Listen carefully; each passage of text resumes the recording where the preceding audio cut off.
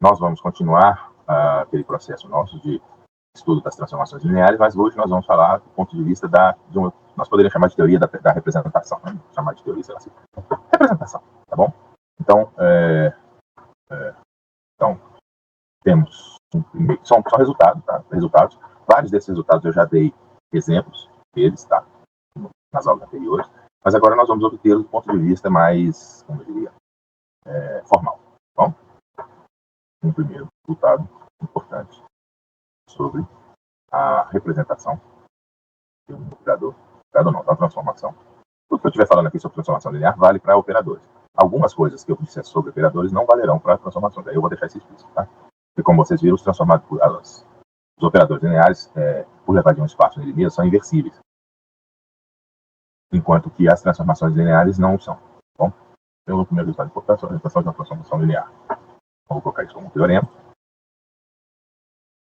E diz o seguinte: dado um operador linear F e uma base aí, eu sempre uso essa aqui como sendo a nossa base. Aí, sempre assumi uma base finita por enquanto, mas ela pode ser infinita, tá? Se soubermos F de aí, ou seja, o resultado da operação, da transformação linear, da aplicação, né, da transformação linear, os vetores da base, é isso que está dito aqui, né? Então, saberemos qual o resultado da atuação ou aplicação de F sobre qualquer vetor do espaço vetorial em questão. Isso é banal de se demonstrar.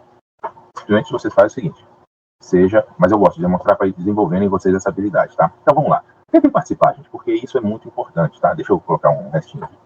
A representação. A representação. Se F for um operador linear. Não pode ser a representação. Tá? Matricial. A F será uma matriz cujas dimensões dependerão dos espaços vetoriais envolvidos. Deixa eu colocar aqui F de U em V, né, do espaço vetorial U, do espaço vetorial V. Tá? E a base eu vou colocar I de U, e uma base, sei lá, vou colocar assim, DI. Aí esse cara não precisa ter a mesma dimensão, a gente sabe disso, né? Tá? Então a gente sabe que, veja, esse cara aqui pertence a quem? A U, esse cara aqui pertence a V, certo?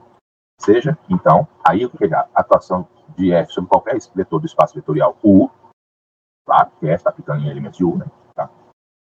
Então, seja então U pertencente a U, qualquer. Sabemos que U pode ser representado ou escrito na base aí. Não vou colocar o índice não, porque todo mundo já sabe que vai até N, tá? Na forma U é igual ao somatório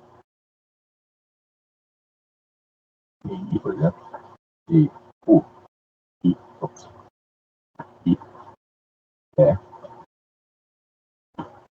né? Sempre pode ser representado assim, tá? Assim. O que eu faço agora? Para continuar a demonstração. Quem tem uma ideia? Quando eu estiver falando de um teorema, vocês têm que tentar enxergar o que está sendo feito, tá? Para não ficar feito barata tonta sem saber o que está acontecendo. Veja, o que eu estou querendo mostrar, isso tem que estar na mente de vocês, tá? Não deixem que essa nossa interação aqui se torne superficial. Que vocês entenderam o português do que eu estou falando, mas o que importa é entender a matemática do que eu estou falando. Bom, então nós temos um operador de U em V, espaços que têm bases vetoriais, bases em princípio diferentes, e nós queremos mostrar que se a aplicação, nós sabemos quanto que dá a aplicação do F nos vetores da base do espaço de origem, nós saberemos qual o resultado da aplicação de F sobre qualquer vetor do espaço. Então o que eu faço? Eu pego um vetor qualquer do espaço. Mas como eu estou falando da aplicação do conhecimento da aplicação do F na base, é óbvio que eu vou expandir esse vetor na base fornecida. Por quê? Porque agora o que eu quero saber? O que eu quero mostrar? Eu quero mostrar o resultado da aplicação de F sobre U. Então, já que eu tenho U escrito, por que eu não vou escrever F de U? Ou seja, tomar o F dessa expressão.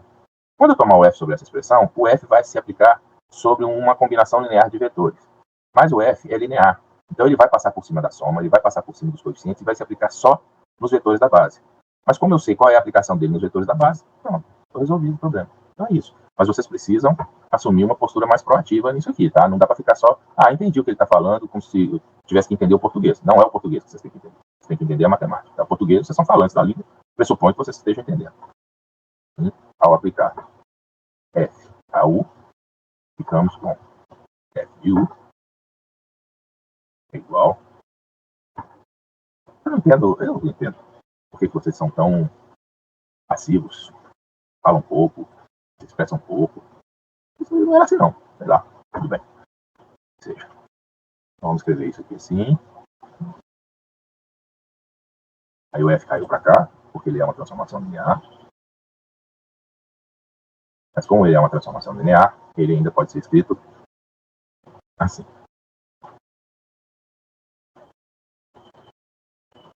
Vejam que tudo isso só vale se ele tiver a propriedade de linearidade, tá? Por isso que aquela propriedade é tão absurdamente importante para a gente aqui, tá? Então isso aqui vai dar, no final das contas, F de I.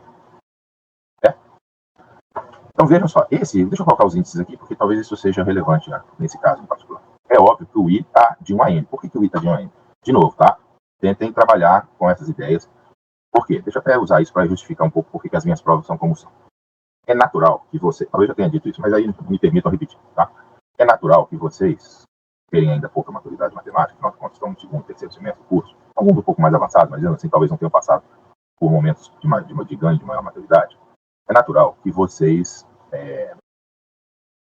tenham um olhar mais superficializado com relação às expressões matemáticas e tudo mais, a compreensão não vá muito a fundo das coisas que estão sendo ditas, no detalhe das coisas. Então, eventualmente, ninguém pensou, não, essa soma vai até N, porque o espaço é de dimensão N, esse cara aqui, em princípio, é desenvolvido em termos dos N elementos da base. Tá? Então, essas coisas são naturais. Aqui significa que tem N elementos FI de V sendo representados. Tá bom? Então, veja, são N FIs.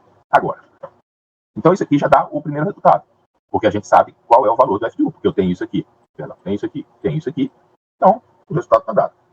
Como temos o I e também FI, por definição, porque foi isso que foi dito lá no texto, né, do teorema, sabemos F de U para qualquer U. Então, já para ver a primeira parte, eu preciso mostrar agora que é uma matriz, tá? Para vermos que a representação matricial de F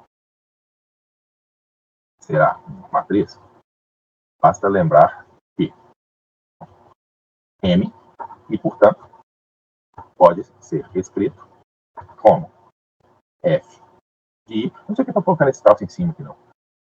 Sei lá, coloquei esse troço aqui em cima. Não dá para dizer que é um vetor, deixa assim. Tá? Ele não é vetor da base, não é nada, ele pode ser um vetor qualquer, tá? Normalmente eu não coloco esse símbolo, mas eu estou colocando só para não parecer que é um escalar, né? Por ter um índice, tá bom? Por isso. Então, I é igual, J é igual a 1 até N. Veja, eu não posso colocar I aqui. Se eu colocar I aqui, fica em contraste com isso aqui. Esse índice é índice mudo, então tem que colocar um J, tá? V, J. Aí aqui eu vou colocar assim, vou colocar melhor. F, I, J. Vou colocar F de J. Vou colocar F de J, tá bom. F de IJ ou FJ, se preferirem. V, que é a base, né? É a base do espaço V, tá certo? Então vejam só. Isso daqui, ó, quem é a representação do F de U? Assim, ficamos com F de U é igual a quê? Igual a isso, que é o que já tínhamos. Aí apareceu aquele F de I, né? Que é esse cara aqui, que eu posso escrever dessa maneira aqui. Certo? Evidentemente que eu posso passar isso aqui para cá. Tá bom? E isso aqui, evidentemente, é um vetor de V. É óbvio. É F de U e V. Agora, olha o que está acontecendo aqui. Eu tenho, note agora, que a representação da F ficou dada por um elemento que apresenta dois índices. Certo? Que é o F de I, J. Tá? Agora, notem a presença dos índices, como é que ela está aparecendo. Tá? Os índices aqui agora estão trocados. O índice J aqui, ó, o índice J, ele está aparecendo aqui e o índice I aqui. Tá? Então, o que está acontecendo? Na verdade, pela disposição dos índices, vemos que F e J representa a matriz transposta da aplicação. Por isso que lá, quando nós fizemos aquele exemplo da derivada, nós tivemos que fazer a transposta. Eu vou dar esse exemplo de novo, tá? Vou dar esse exemplo de novo para vocês verem isso acontecendo. Deixa eu pegar o exemplo lá, para não ter que ficar reescrevendo um exemplo que já foi feito 200 vezes, tá? Aqui. É só isso aqui. Não sei nem se precisa disso tudo aqui, não. Pronto, isso aqui é o suficiente. Como eu vou voltar aqui, eu vou deixar a linha aberta. Então, o que nós fizemos? Considerar o operador derivada, ele é linear. Nosso espaço de funções, eu estou escolhendo a base até terceiro grau só, com essa base monomial. Aí eu pergunto, por que eu pergunto qual é o efeito do operador sobre a base? Fala disso. Se eu souber, eu sei a representação dele. Tá? Porque isso é igual a saber a representação na base de dados. Então, nós vemos, isso aqui é o E0, é 1, E2, E3, né? Então, nós já vimos isso aqui, não vou voltar a isso aqui. E aí, quando eu fui construir a matriz, veja só, essa é a parte importante, tá? Quando eu fui construir a matriz, esses caras aqui que pareceriam estar na linha, na verdade, estão formando a coluna, tá? É a transposta. Esse cara aqui, ó, é a transposta. Esse cara aqui é a transposta e esse cara aqui é a transposta, tá? Então, você constrói a partir da transposta, tá? Então, eu vou fixar isso aqui, né? Veja assim. E... Professor. Oi. Entendi como é que você pegou isso de como os índices estão. Tá. O que acontece aqui, deixa eu ver se eu já montei isso em algum lugar. Veja, nessa representação aqui, veja o que acontece.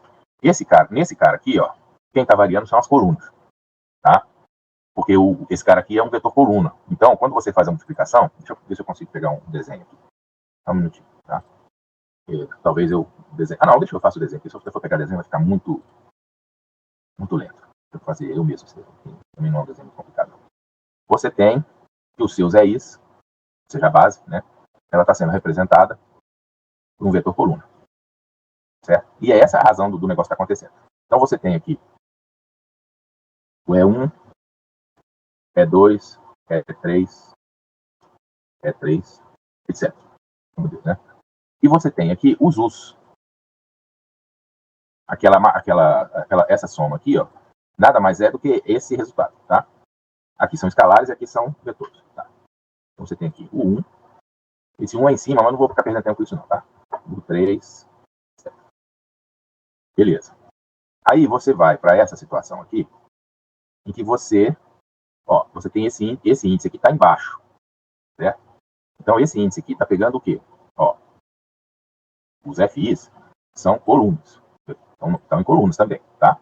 Deixa eu ver como é que eu faço isso. Os FIs estão aqui. Os FIs vetores, tá? O F1, F1, F2, F3, etc.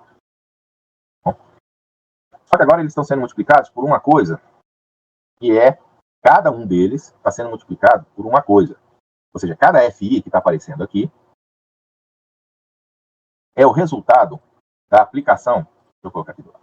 Cada FI, então vou colocar aqui F1, por exemplo, ele é o resultado do quê?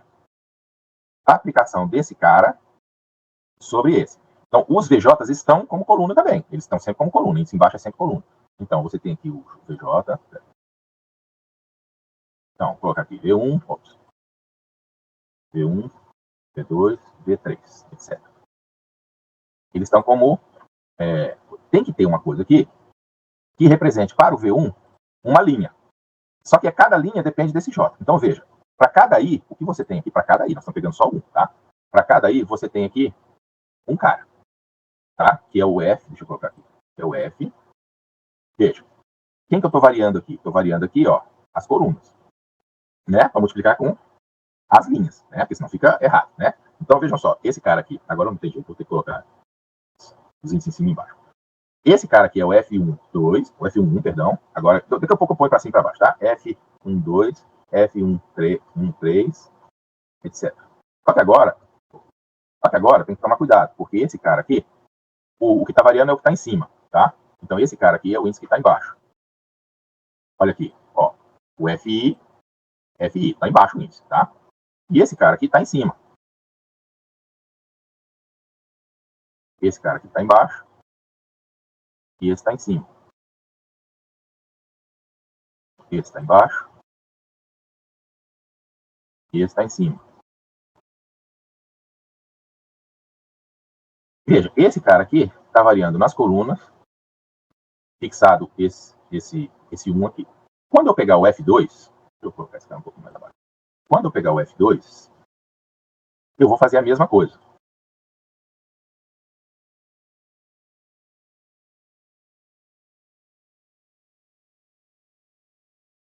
Quando eu pegar o F2 aqui,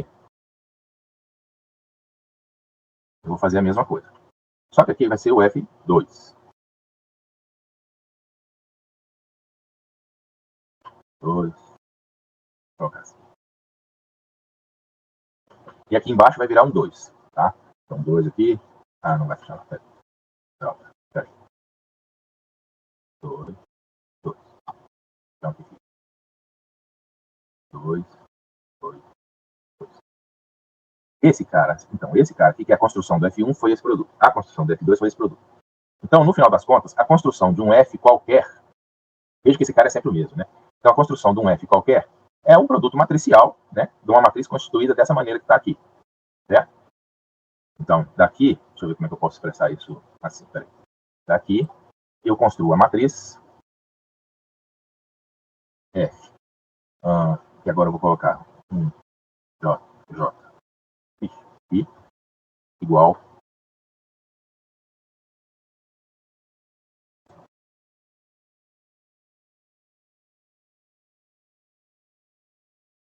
igual. Aí aqui eu junto esses caras, né, para construir uma única matriz, tá? Então esse cara aqui vira a primeira linha, esse cara aqui vira a segunda linha,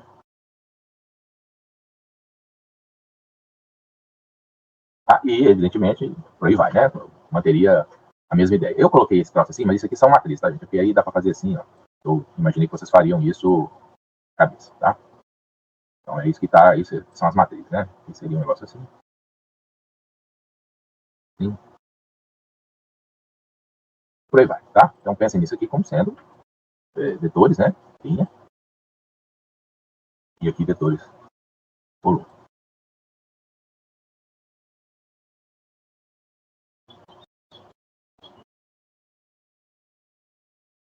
Então o que aconteceu aqui agora? O índice em cima está varrendo as colunas e o índice embaixo está varrendo as linhas. Mas isso é o oposto. Deixa eu escrever isso melhor aqui, que ficou na hora de cortar, ficou feio. Isso é o oposto do que eu vinha falando, tá? F, I, J. Esse índice de cima está varrendo colunas e este índice embaixo está varrendo as linhas. Tá? Então, para cada I, você tem uma linha. Para cada J, você tem coluna. Isso é o oposto do que eu estava falando antes, tá bom? Então, por causa disso, esse cara aqui,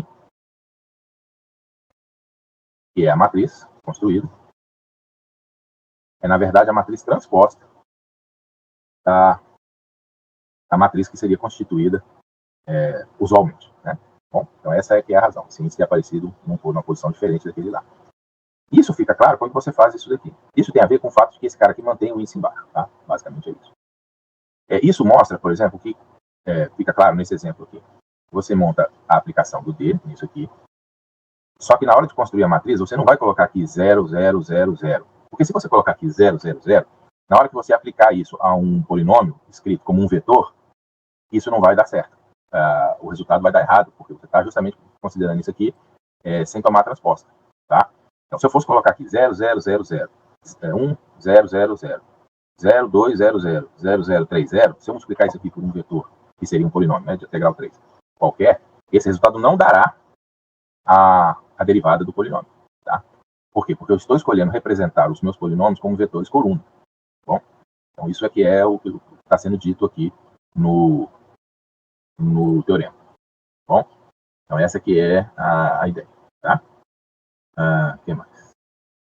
Bom, então é isso. Tá? Então é isso. Só colocar salvar isso aqui. Bom, Então, deixa eu só escrever isso como uma definição, tá? Isso é tão importante que merece uma definição. Então, considere base. Assim, essa matriz aqui, evidentemente que o índice I corre N, né?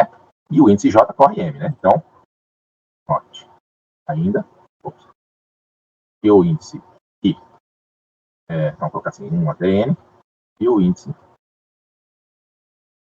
igual a 1 até M, de modo que a matriz é uma matriz, só um instante, por favor. Então, rapidinho, tá?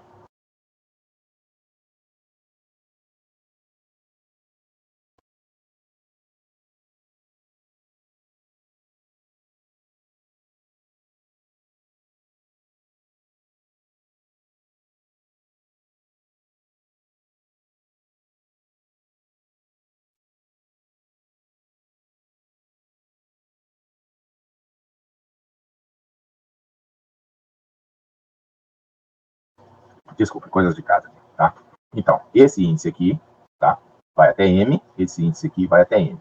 O índice inferior está mapeando as colunas e o índice superior está assim. Eita, lasqueira.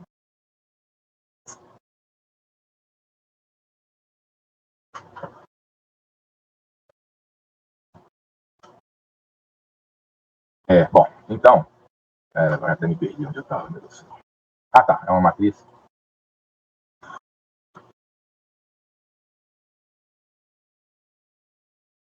N por N.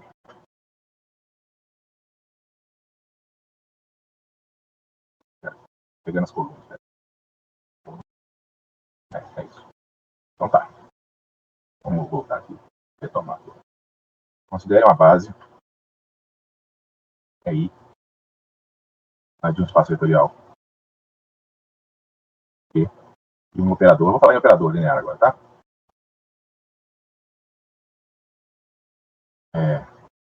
A representação. Operador linear. F. A base dada. É a matriz. Vou representar a matriz assim, ó. F. Então é a matriz na base dada, tá? Fornecida pela transposta da matriz F, J e a aplicação da F aos vetores da base de V. Só dizendo que eu fiz aqui em cima, tá? Apliquei o AF nos vetores da base, obtive essa coisa aqui, que são os coeficientes, né? Veja, esses coeficientes aqui, ó, seriam, talvez seja até interessante fazer isso. Ó, quem seriam esses caras aqui? Seria o F, mas esse cara aqui é o 0. 1, né? Por quê? Porque esse aqui é o E1, né? Mais o F, 0, 2, todos vão ter 2, 0, perdão. É 1, não é 0, né? Perdão, 0, 0. Porque eu estou indexando do 0. 1 é 1, mais F, 0, 2, 2, mais F, 0, 3, 3. Então, esses caras aqui formariam uma matriz F0, 00, 01, né? 02, 03 e estariam nessa posição aqui, tá? E eu estou pegando a posição que é justamente a transposta. Deixa eu só acrescentar isso aqui. Porque é basicamente o que eu fiz lá no desenho, né? Só que aqui agora eu boto 1, 1, 1, 1. 2.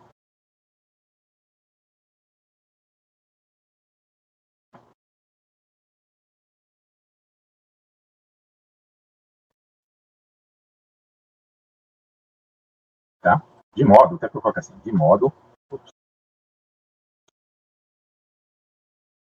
F.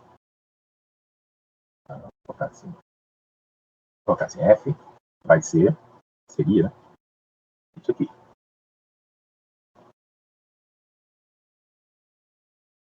F00. 0. Aí eu não vou colocar tudo não, tá, gente? Por quê? Porque esse cara aqui mexe na coluna, ó. Tá? O de cima é coluna, tá? É isso que eu quero mostrar para vocês. De cima é coluna. Vamos colocar esses aqui, depois eu coloco o resto na hora de fazer a apresentação para vocês, tá? De montar o próximo. Vou colocar mais esse aqui. Esse aqui, por quê? Porque eu estou fixando a linha, que é o de baixo, e estou variando a coluna, que é o de cima. Tá? É esse aqui. Então, a matriz do F, que é o que eu estou representando aqui, ela seria assim. Mas, se você construir isso e tentar aplicar isso num vetor coluna não dá esse resultado. Esse é o ponto. Tá? Então, você precisa tomar a transposta disso aqui. Então, o D, a base E, né? Isso aqui também é a base E. O D é igual a transposta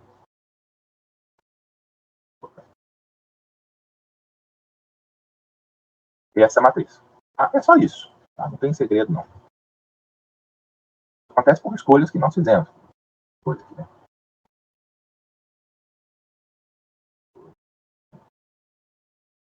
Vamos dar uma ajeitada.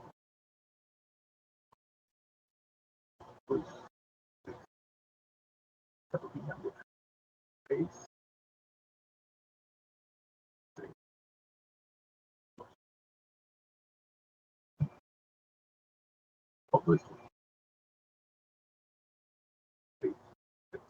Tá? Então é isso. É a transposta. Tá? Então, é isso. Aí você tem essa possibilidade. Aí, vem um segundo resultado importante também, que nós já vimos o exemplo, a aplicação do exemplo, que é o seguinte. Seja P I igual a N, uma base de V, que seja P qualquer operador de V em V. Como é operador, é de V, né? Então não vou colocar de V em V, não. Que é operador, não precisa colocar, tá?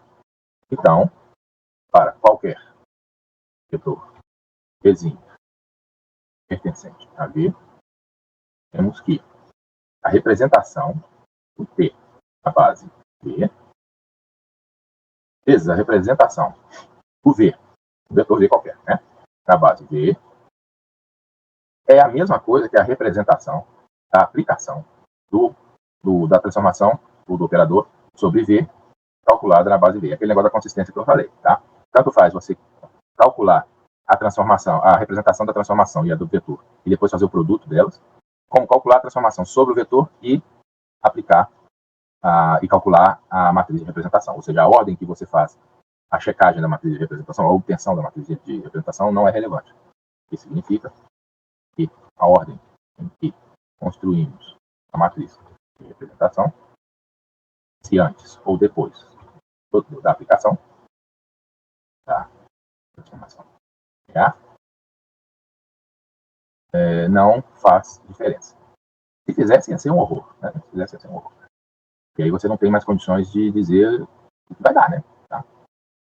Não tem segurança no que você está fazendo.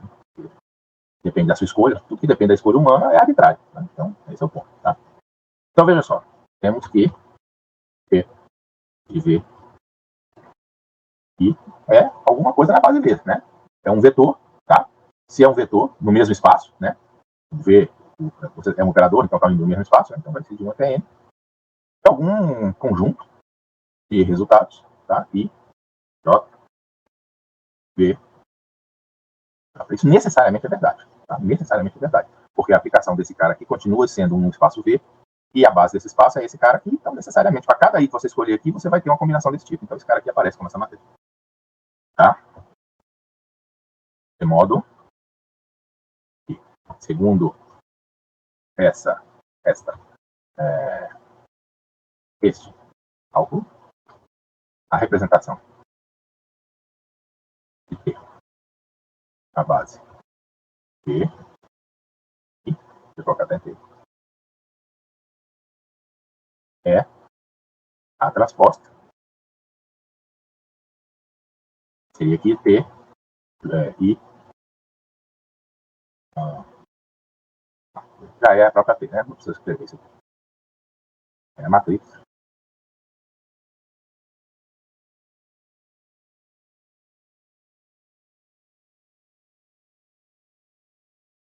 Bom, agora, vamos pegar e vamos calcular primeiro a representação do T.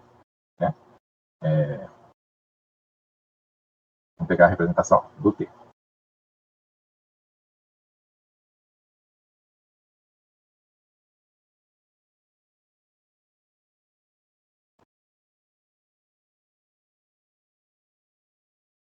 a tal base.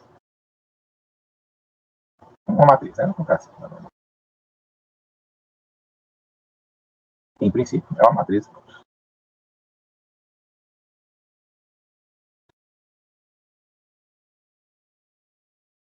Eu não estou percebendo. Eu poderia colocar outro nome, né? Mas deixa assim.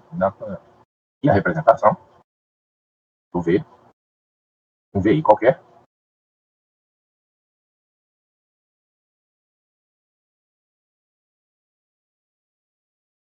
Não, melhor não, peraí, espera um pouquinho. Eu não fiz uma parte aqui. Eu tenho que aplicar no V, né? Seja agora um vetor V pertencente a V qualquer. Temos que. Aquilo que já foi feito, né? V é igual ao somatório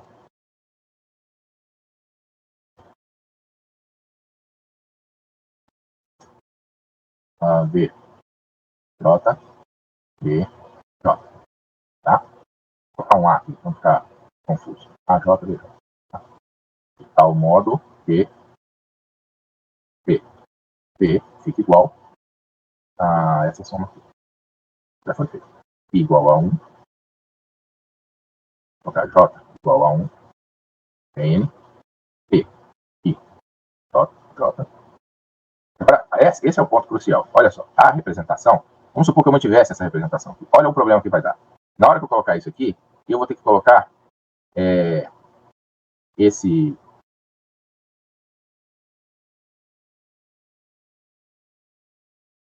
T aplicando, peraí, esse T aplicando a J aplicado em T de V J. Mas isso aqui seria simplesmente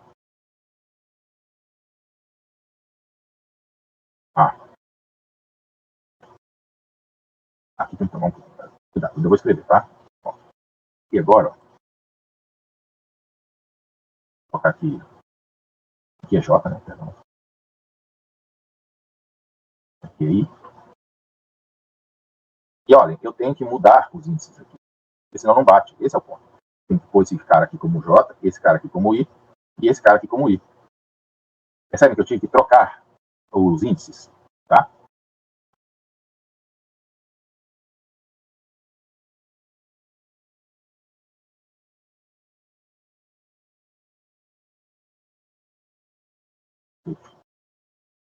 É isso.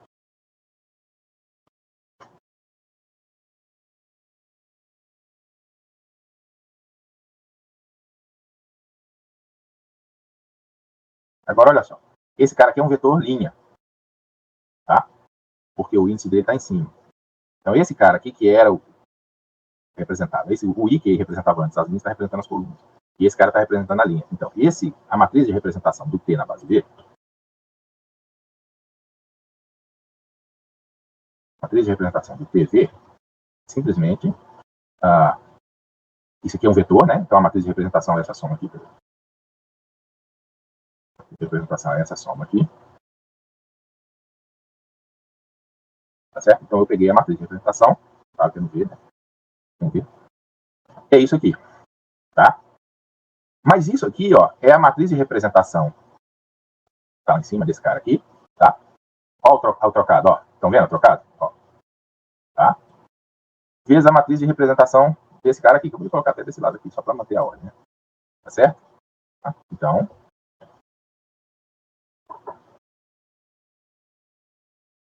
que é isso aqui, eu vou colocar aqui, é isso aqui. Isso aqui é um produto matricial, né? É o produto de uma matriz, tá? Por um vetor coluna, tá? Cada um deles. Bom, então, só ver um negócio aqui.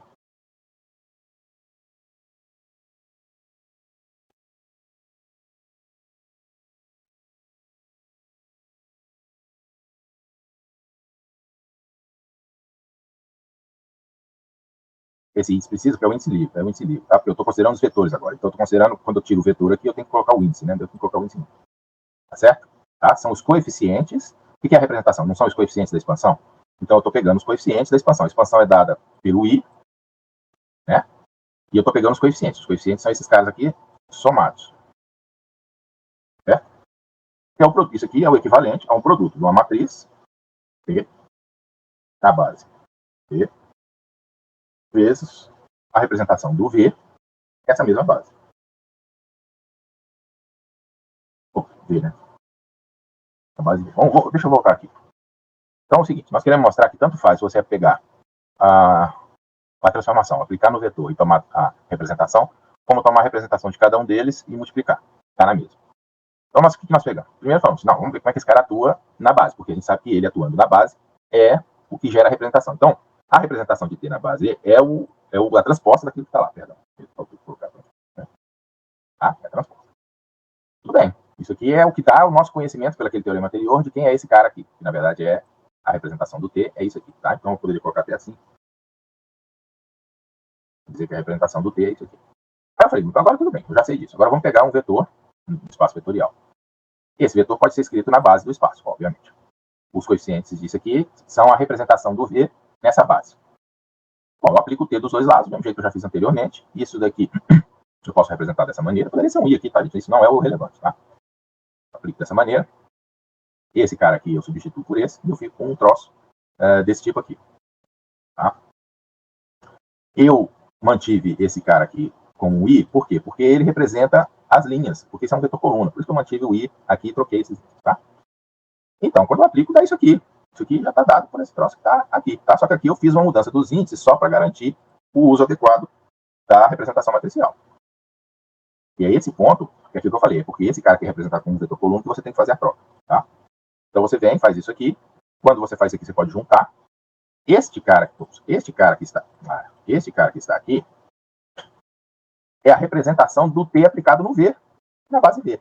Então vejam, este cara aqui porque é o coeficiente, né, da expansão. É a representação disso tudo aqui nesta base.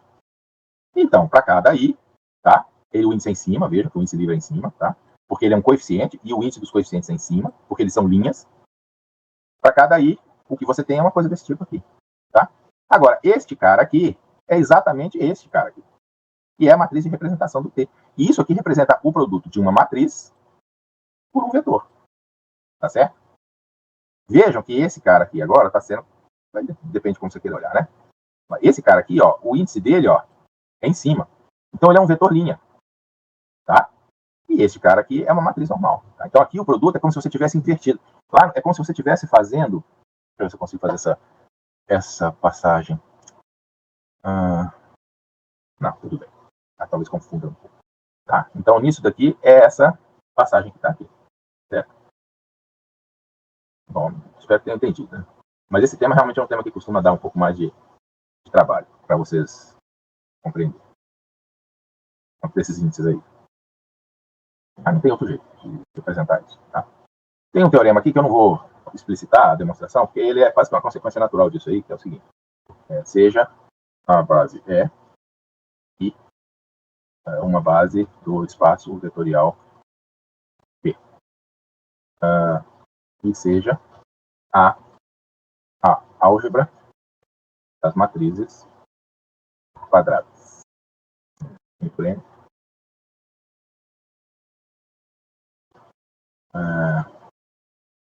Sobre... tá bom. A transformação ou seja, eu estou fazendo uma transformação que leva a ter a sua representação, tá? Na base de dados. É injetora e sobreinjetora. Portanto, um isomorfismo. Tá? Mais ainda, se temos S e P transformações, e K um escalar qualquer, temos que a soma, a representação da soma é igual à soma das representações.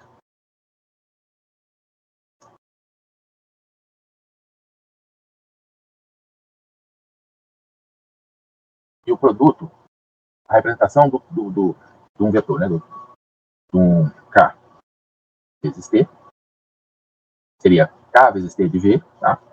Igual a K e V. Certo? De modo que a transformação do isomorfismo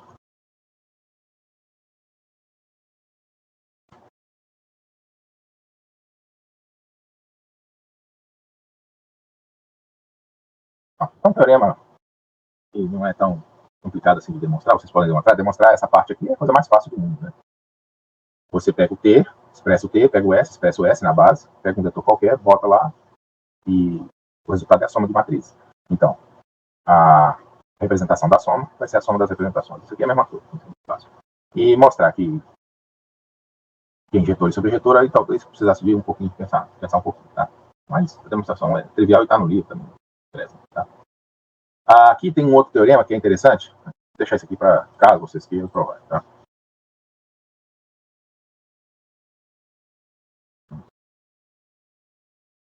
Um outro teorema, esse mais importante, esse eu vou demonstrar, diz o seguinte: para quaisquer operadores S e T,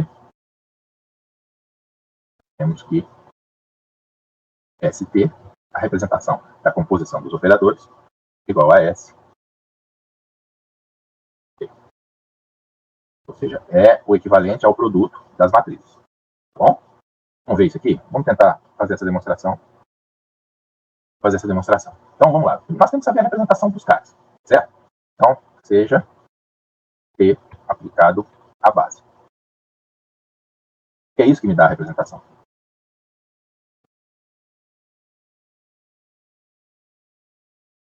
T. E é I. Vai ser igual aqui. Vai ser somatório, que é um vetor. Somatório igual a 1 até N. Esse aqui eu não vou precisar colocar o índice, não, porque é tudo de 1 até N, né? É um operador, né?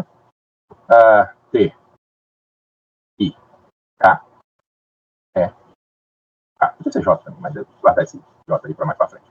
Da mesma maneira, uma coisa vale para o S, né? S e R. I é igual ao somatório. I não, em K, perdão.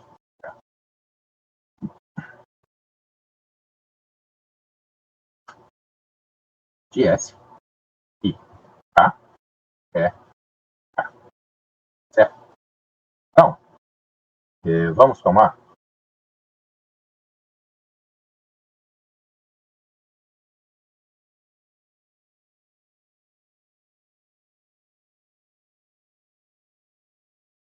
lembra que essa aplicação é a composição, né? Vou colocar uma luz.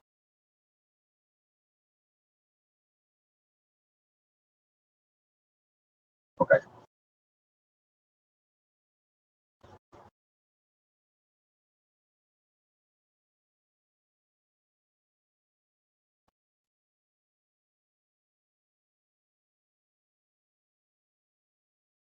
S. Para saber a representação disso aqui, eu tenho que fazer a representação de quem? S do T do E. Não é? A representação, deixa eu tentar escrever isso aqui de uma maneira mais aberta. Seria a representação disso aqui. Isso daria a minha representação do ST. Mas isso aqui é a mesma coisa disso, né? Aqui, ó. É o T aplicado ao I e depois o S aplicado em cima dele. Teoria de funções, tá? Mas seria a aplicação do S sobre isso aqui. Certo? O S passa por cima da soma, passa por cima do T, porque ele é um operador linear, e vai bater lá no E.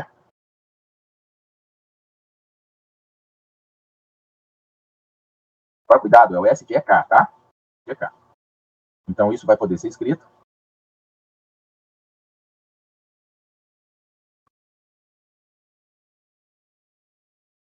como? Mantém isso aqui. E a aplicação do S no EK gera uma nova soma, que é essa que está aqui, mas cuidado com o índice, que não pode ser K, tá? Então, nós vamos colocar esse índice aqui. Vamos trocar o índice em mudo, certo? Vou colocar o índice em mudo como sendo J. E esse cara aqui, que é o I, é o K, né? Ó, né? É o K. Tá certo? Todo mundo entendeu essa passagem aqui? Isso é importante, tá? Saber manipular com esses índices. Então, eu posso escrever isso aqui assim. E este cara aqui é a representação deste elemento aqui na base E. Deixa eu escrever.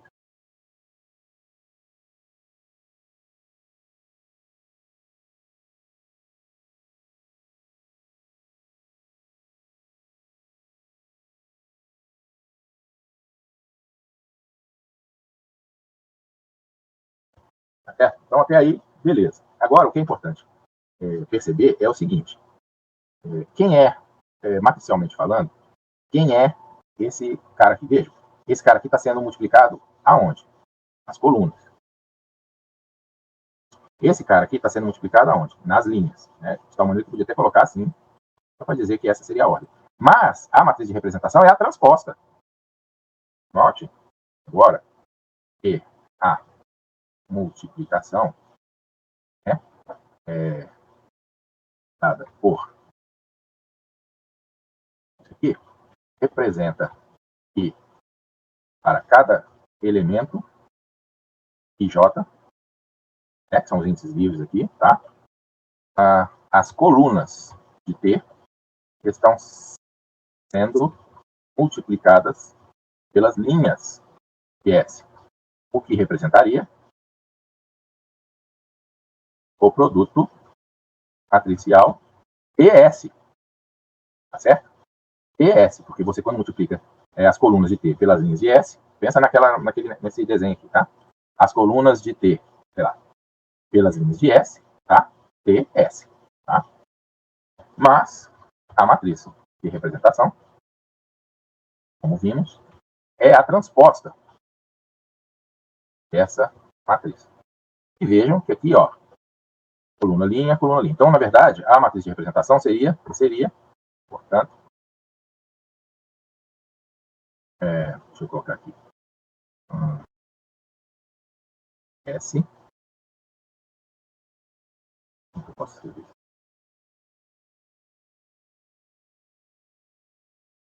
Vou colocar aqui, S, T, tá? Então, a gente obtém isso daqui, mas tem que tomar a transposta para construir a representação matricial. Então, quando isso aqui representa o produto T vezes S, tá? T vezes S, mas ao tomar a transposta, na verdade, representaria isso aqui, tá? Nem está correto totalmente isso, porque eu estou tomando a transposta de cada um deles, para poder escrever dessa maneira, né? Porque eu estou escrevendo isso aqui e é a transposta, né? E é a transposta. Eu tenho que tomar a transposta. Então é a mesma coisa, tá? Melhor nem colocar assim, não. Coloca assim mesmo. Você não vai confundir, tá? Então é isso que dá aqui. Ou seja, se você tem a aplicação repetida de transformações lineares, o resultado disso é o mesmo que você obteria fazendo isso usando as matrizes de representação na mesma ordem. Na mesma ordem, tá? Tá dito aqui, tá? Mesma ordem. Perfeito.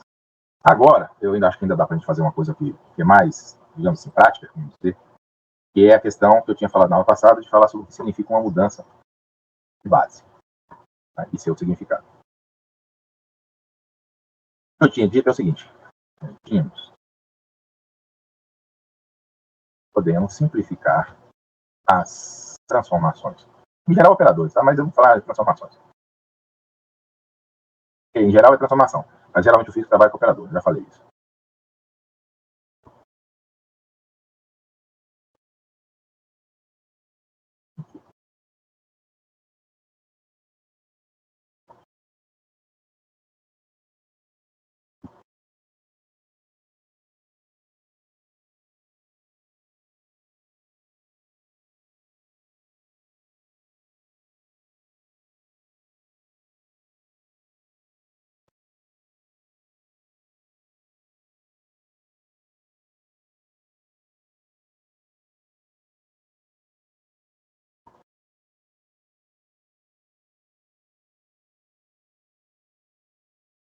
E esse negócio de você conseguir fazer essa representação se tornar diagonal, ela é importante porque ela simplifica.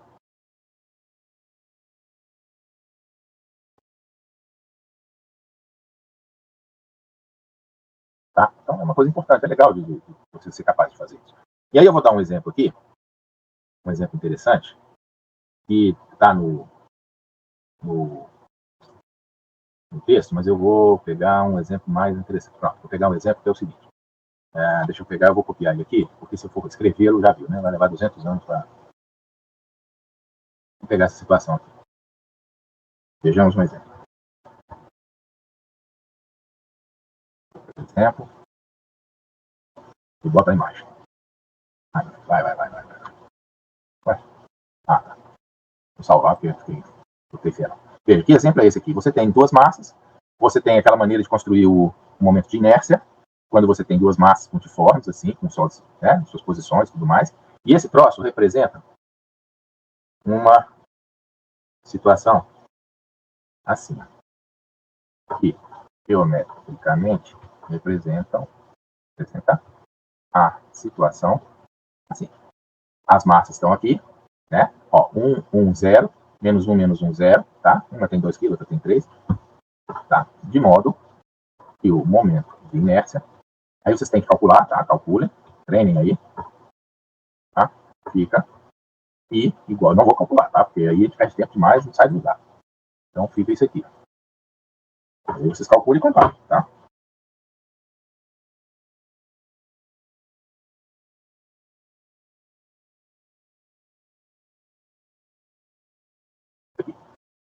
E podemos obter, do qual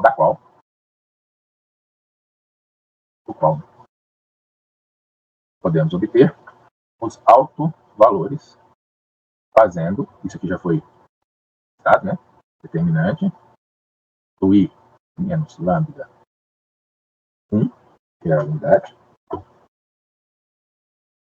igual a zero. Para obter equação, deixa eu só fazer isso aqui. A equação polinomial, né?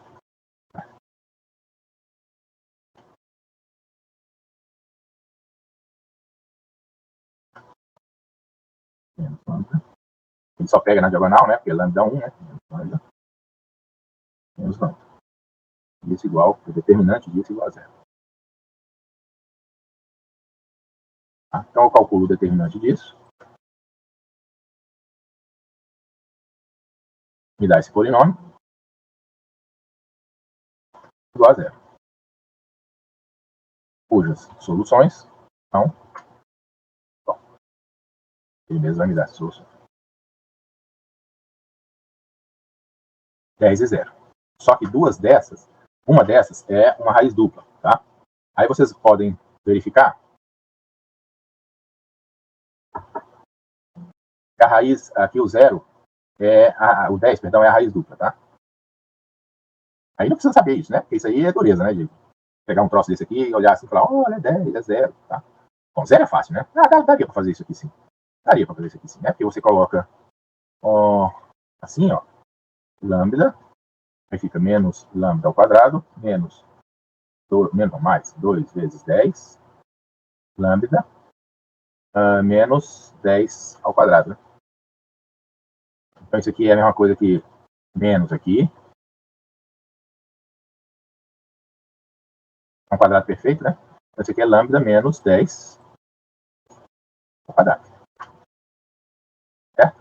Então o 10 é uma raiz dupla e o lambda 0 é igual a 0 é uma raiz simples, tá? Daria para fazer. Bom, legal. Então, cujas soluções são essas. Para obter os autovetores, fazemos, como já mostrado, o seguinte. Substituímos cada autovalor na matriz e obtemos os autovetores. Assim, pode fazer isso. Assim, para lambda igual a 0, tá? Que é uma raiz simples, né? Ficamos com, lembra que eu tenho que construir aquele sistema linear. Lambda igual a 0, então já vou pegar essa matriz aqui, porque o lambda igual a 0, então não altera nada, né? Só para simplificar a nossa vida. A, B, C, 0, 0, 0. Isso que vai dar o sistema. Será que isso aqui vai ficar? Isso, pronto. 5A menos 5B igual a 0, 5B menos 5A igual a 0. Entenderam o que aconteceu aqui? Olha só. O lambda igual a 0. Ele vai exigir que o C seja 0, mas ele vai deixar o A e o B soltos, porque essas duas equações são linearmente dependentes, tá? O lambda igual a 0, o que ele fez? Esse sistema, se ele tivesse um rank 3, ele daria só solução trivial. Quando você acha os autovalores, você está achando aqueles valores que fazem o determinante ser 0. E o determinante sendo 0, você diminui o rank da matriz, permitindo ao sistema ter solução, e, portanto, permitindo a esses caras aqui, que são a expansão dos autovetores, terem soluções não nulas. É isso que está acontecendo. Então, de modo que ficamos com C igual a zero no meu autovetor. Esse aqui é o autovetor, tá? É o autovetor. O meu C igual a zero e A igual a B, certo? Então, para o alto valor lambda igual a zero, temos um autovetor, sei lá, U, vou colocar U0, igual a vou colocar assim, E1 menos E2. Tá? É isso, né? Porque A1 eles são iguais, perdão. 1 mais E2. Certo? Para B, lambda igual a 10, ficamos com. Agora tem que colocar, né? Vocês vão ver que o lambda igual a 10 vai fazer também com que aquele sistema tenha a solução. Tá? Então aqui é 10, né? Então aqui fica menos 5. Aqui fica menos 5 também. E aqui fica 0.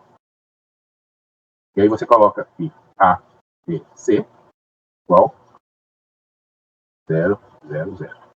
Isso aqui também vai dar uma situação, fornece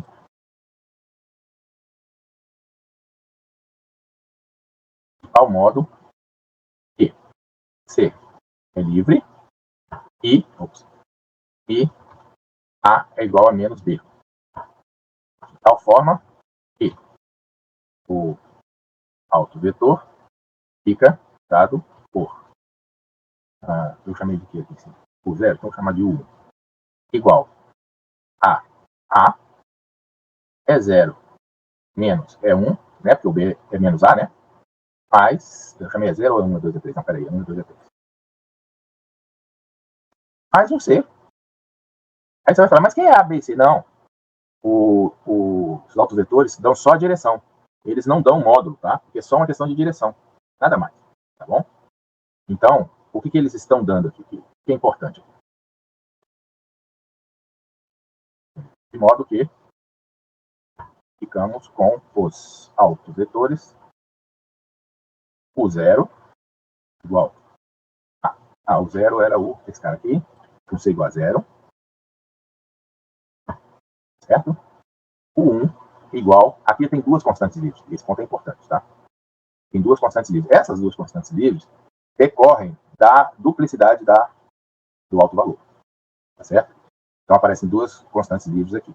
E aí eu posso escolher essas constantes do jeito que eu quiser, tá? Não tem estresse. Essas constantes são livres. Você pode escrever só isso aqui, mas você pode tirar daqui, na verdade, dois autovetores. Você pode pegar, colocar aqui A igual a 1, C igual a 0, e tirar o autovetor U1, colocar assim, 1, é igual a o quê? É 1, menos é 2, mais é 3. E você pode tirar daqui deixa eu ver se não, perdão. Pode tirar daqui esse cara, colocando A igual a 0, C igual a 1. E tirar, portanto, o autovetor U1, 2, igual, porque você tem essa liberdade. Esse é o ponto, é 3. Então você fica com um autovetor. E aqui você pode pôr 1 também, tá? Esse A não tem nada a ver com esse aqui, nem com esse C, tem nada a ver, tá? São soluções completamente diferentes, tá? Então, você pode colocar 1 aqui também, tá? Vai ficar 1 mais 2, tá? O 0. Porque não interessa a constante multiplicativa aqui, tá bom? Você está interessado só nas direções. Então nós ficamos com esses três autovetores. Só um minutinho, por favor.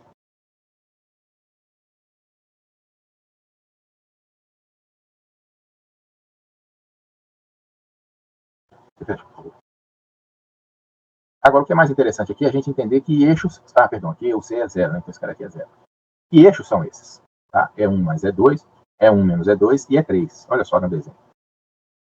Este aqui, ó, é o E1 mais E2. Este aqui, ó, é o E1 menos E2. E o E3 está saindo para fora da página. Tá? Então, notem.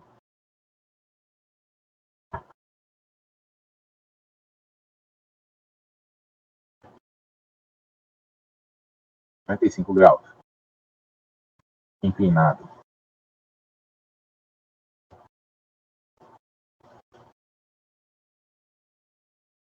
45 graus.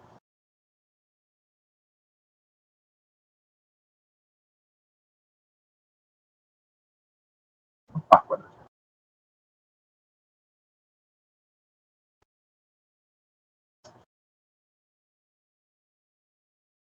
Tá.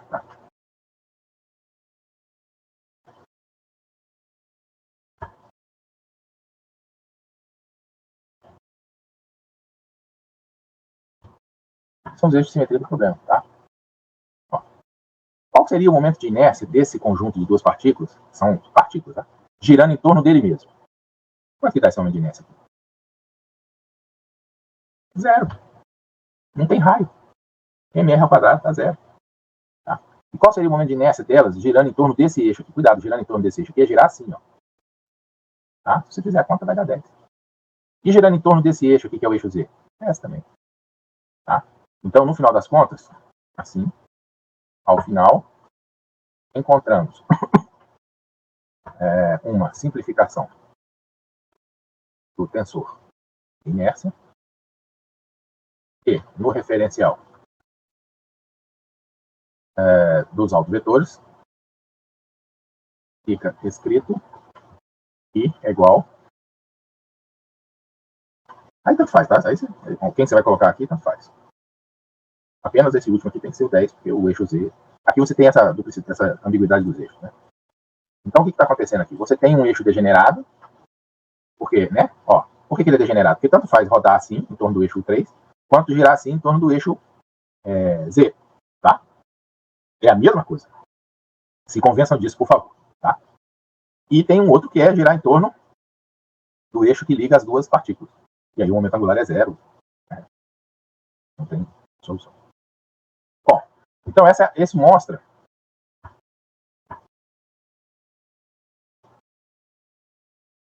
que os autovetores formam os eixos principais do problema. Tá?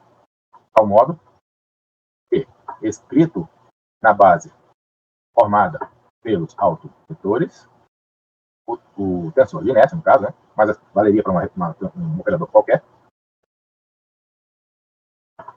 Bacana. Agora, nós podemos fazer isso para entender o que significa essa escrita. Porque, vejam só, o que significa essa escrita aqui? Não significa uma rotação? Eu preciso que vocês entendam isso, tá? Colocar o eixo anterior é esse aqui, ó. Agora, eu estou colocando um eixo aqui e outro aqui. Bom, girei em torno do eixo Z por 45 graus, tá?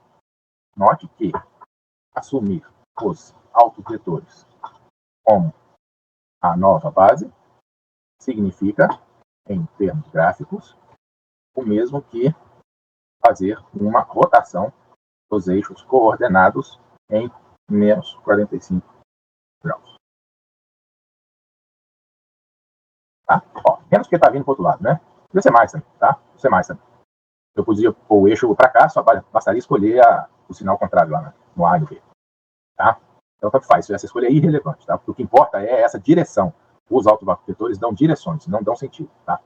E nem modo. Então, você tem aqui esses caras, e isso significou, então, uma rotação assim, ó. Uf, o Y veio para cá, o X veio para cá, beleza, tá?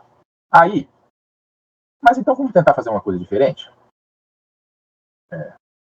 Para adultos.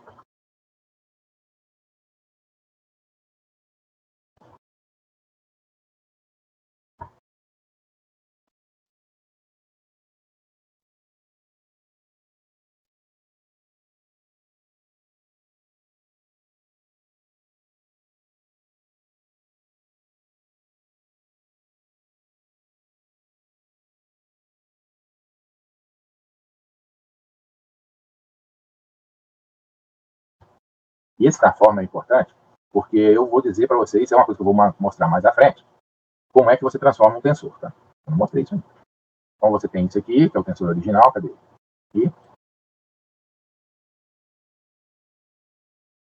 E para transformá-lo, eu vou usar duas matrizes de transformação, que são matrizes de rotação, por 45 graus. Então dá raiz de 2 sobre 2, né? Então, o cosseno, né? Aí aqui vai dar menos raiz de 2 sobre 2, raiz de 2 sobre 2, raiz de 2 sobre 2. É seno e cosseno, aquelas matrizes de rotação, já vimos isso, tá? E aqui eu vou colocar essa mesma matriz, mas a inversa dela. Então a única coisa que muda é esse cara aqui que troca com esse. A inversa de uma matriz assim, a única coisa que muda é esse com esse, tá? Então fica 2, raiz de 2, 0, menos raiz de 2, raiz de 2, 0, 0, 0, 1. Vamos ver o quanto que dá isso aqui? Eu coloquei na ordem certa. Ó. Exatamente essa mesma matriz. Essa ordem não é relevante, como eu falei, a ordem dos eixos tanto faz, tá? E é exatamente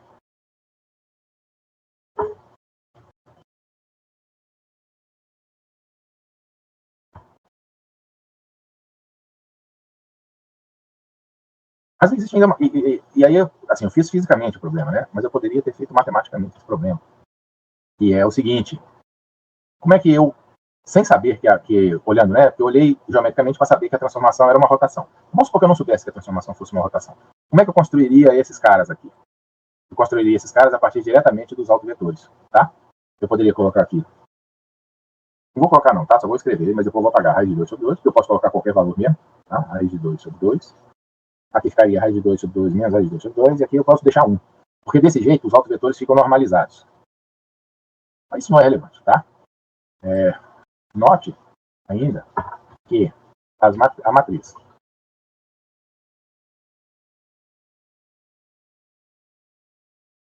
pode ser restrita a menos que constantes dos autovetores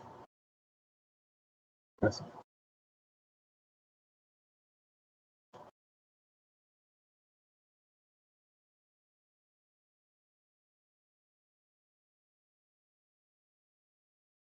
Se os escrevermos como coluna.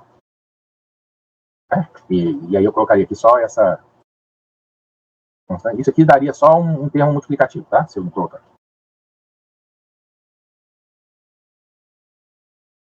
E se você fizer isso aqui, o produto dele por ele mesmo dá 1. E o produto dele por ele mesmo dá 1. O produto desse cara por esse cara dá 0, desse cara por esse cara dá 0, desse cara por esse cara são mutuamente ortogonais e são normalizados, tá?